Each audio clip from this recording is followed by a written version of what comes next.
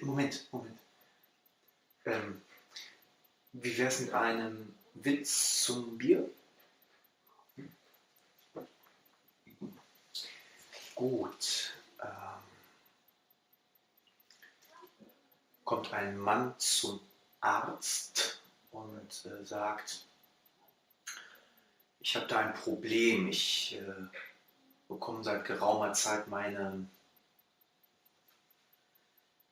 Vorhaut nicht zurück. Daraufhin spricht der Arzt, guter Mann, da sind Sie auch selber dran schuld. Denn sowas verleiht man ja auch nicht.